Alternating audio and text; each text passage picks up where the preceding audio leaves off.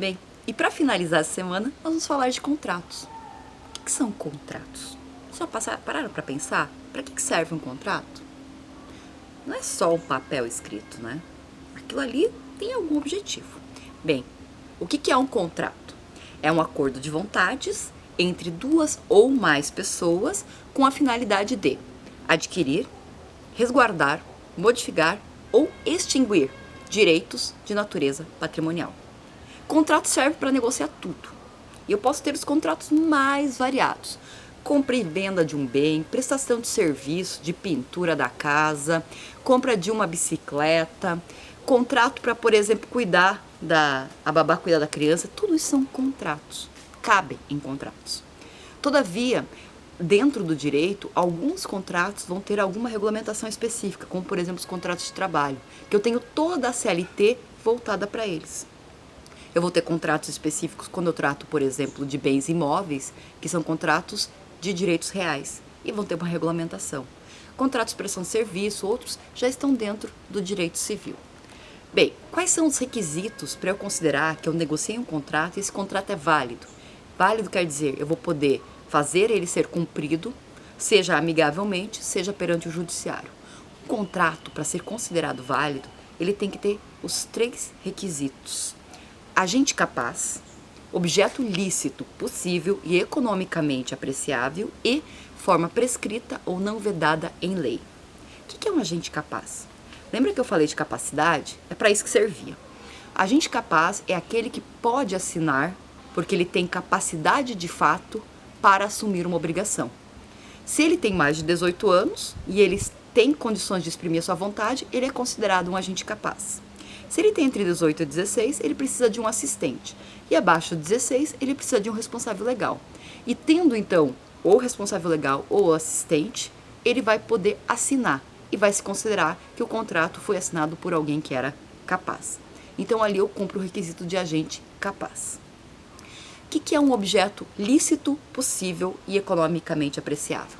Lícito. Aqui no Brasil, por enquanto, pelo menos, não é possível fazer um contrato para aquisição de determinados psicotrópicos, como, por exemplo, maconha. Por quê? Porque é considerado um objeto ilícito. Ninguém pode legalmente comprar e vender maconha.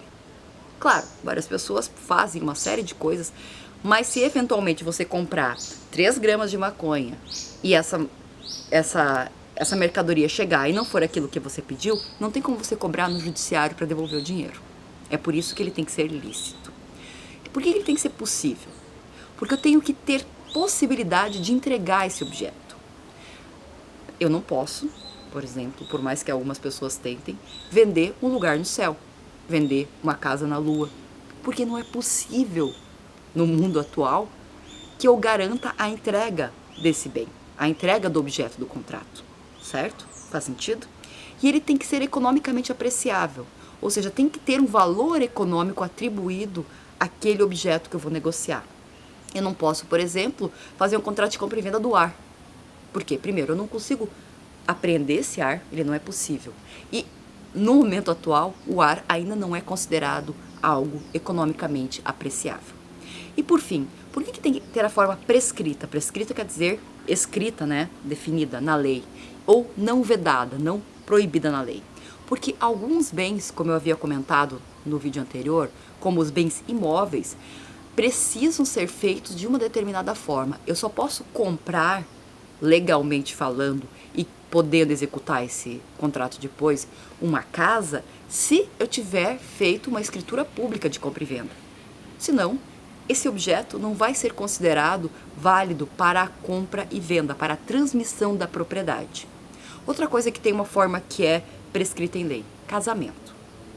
Se eu for casar, eu tenho que seguir todo um rito e eu tenho que assinar aquele acordo com as testemunhas. Se eu não fizer isso, eu vou ter até uma união estável, mas não vai ser um casamento. Eu não vou mudar o meu estado civil de solteira para casada, certo? E outros, eu não tenho, por exemplo, uma forma prescrita, mas eu tenho que ter algum tipo de forma para comprovar. Se eu compro um carro, tirando a parte de que eu tenho que informar especificamente, né, para o Detran, seria importante que eu fizesse um contrato por escrito ou que eu tivesse um acordo expresso entre as partes estabelecendo como que vai ser essa compra e venda desse carro. Então é importante que haja agente capaz, objeto possível, lícito e economicamente apreciável e, para terminar, a forma prescrita ou não vedada em lei. Quais são os princípios que é importante a gente saber que regem, é uma palavra bonita, né? Regem os contratos. Quais são os princípios que informam como que eu tenho que fazer um contrato? Primeiro, autonomia da vontade. As pessoas são livres para fazer o contrato que elas quiserem. Estão escutando? Tem os vizinhos por aqui, né, no meio do mato, que vieram conversar. Eu espero que isso não atrapalhe o vídeo. Bom, depois dessa pequena interrupção, né, a gente volta a falar, então, dos princípios que devem ser observados para a gente fazer um contrato. O primeiro é a autonomia das partes, autonomia de vontade. As partes devem estar livres, ou seja, cada uma delas, né, deve querer fazer aquele contrato. E se ela aceita fazer aquele contrato, o contrato pode ser e deve ser cumprido. Consensualismo. Deve ser um consenso entre as partes aquilo que vier a ser firmado. Se não for um consenso, se for um contrato de adesão, por exemplo, eu vou comprar um eletrodoméstico numa loja e eu vou aderir ao contrato que tem aquela loja, a relação que eu vou ter vai ser diferente. Não vai ser uma relação de direito civil, vai ser uma relação de consumo. E daí a lógica de se tratar esse contrato vai ser um pouco diferente. Outra coisa importante, obrigatoriedade de se fazer uma convenção. Eu tenho que fazer o acordo, eu tenho que firmar esse acordo, para que ele seja válido. Relatividade dos efeitos do negócio jurídico. Isso quer dizer o quê? Aquele contrato vale para mim e para a pessoa que fez o contrato comigo, ou para o grupo de pessoas. Ela não vale para terceiros. A não ser quando eu faço uma escritura pública que torna aquilo lá público. Mas se é um contrato particular, ele tem validade para quem está no contrato e não para terceiros. Função social do contrato. O contrato deve cumprir uma função social. Boa-fé. Todo contrato deve ser firmado com boa-fé. O que isso quer dizer? Se você vai firmar um contrato, você deve observar todos os deveres de informar. Se, por exemplo, você vai vender um carro, você tem que informar que esse carro não é um carro zero, ele tem uma certa quilometragem, não pode mexer no negocinho da quilometragem, por exemplo. Por quê? Porque você vai informar ao seu comprador da melhor forma e com boa fé aquilo que você está entregando. E ele da mesma forma, se ele não pode pagar dia 5, é bom que ele informe que ele pode pagar dia 10. E daí sim ele vai poder cumprir.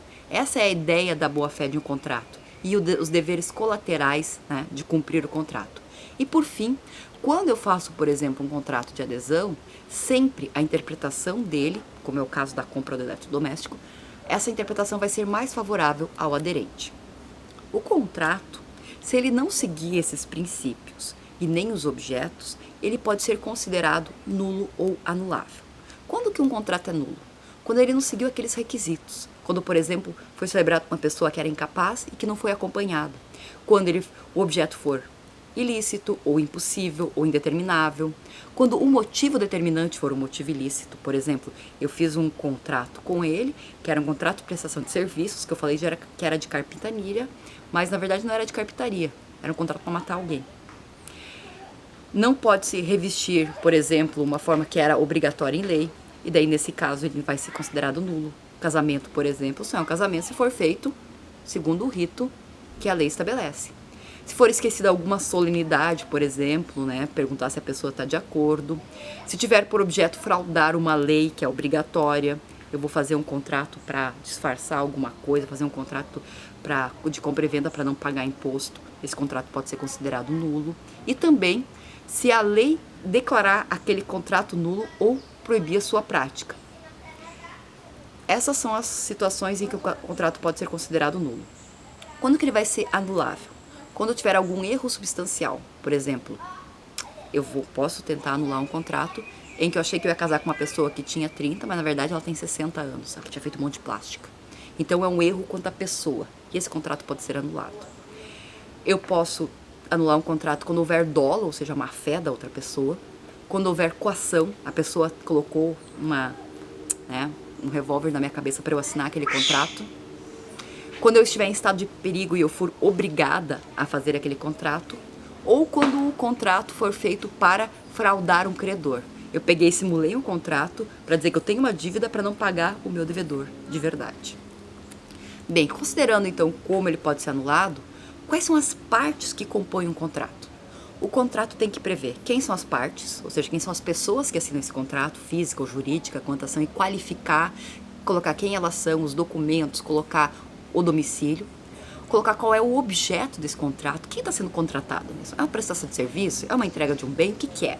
Colocar quais são as obrigações de cada uma das partes, quando que vai ser entregue, como que vai ser, colocar o preço do contrato, por exemplo, qual é o preço que vai ser pago por aquele bem, a forma de pagamento, eu vou pagar em 30, 60, 90, eu vou pagar tudo à vista, o prazo, portanto, quanto tempo aquele bem vai valer, a rescisão, como é que vai ser feita a rescisão desse contrato?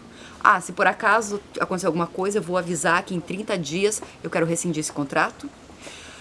Vai ter cláusula penal ou não? Eu vou estabelecer alguma sanção caso o contrato não seja cumprido? Como é que funciona isso? Vou colocar uma multa se, por exemplo, for um contrato periódico de aluguel e esse contrato naquele dia, no dia 10, por exemplo, do mês não for pago, tem uma multa de tanto. Isso é a parte da cláusula penal. Vou colocar como que são resolvidos os casos omissos. Por exemplo, pode-se falar que os casos omissos vão ser resolvidos de acordo com uma lei, de acordo com uma série de coisas. E por fim, eu vou colocar o foro competente. E daí eu vou escolher se eu vou realmente colocar o foro competente porque eu quero ir para o judiciário, caso não aconteça aquilo que estava previsto no contrato, ou eu vou colocar, por exemplo, que eu desejo, as partes, desejam uma arbitragem. E daí, sim, vai ser implementada a arbitragem. São essas as partes. Partes, objeto, obrigações das partes, preço, forma de pagamento, prazo, rescisão, cláusula penal, casos omissos e foro. E é por isso essa semana. Uma boa semana para vocês.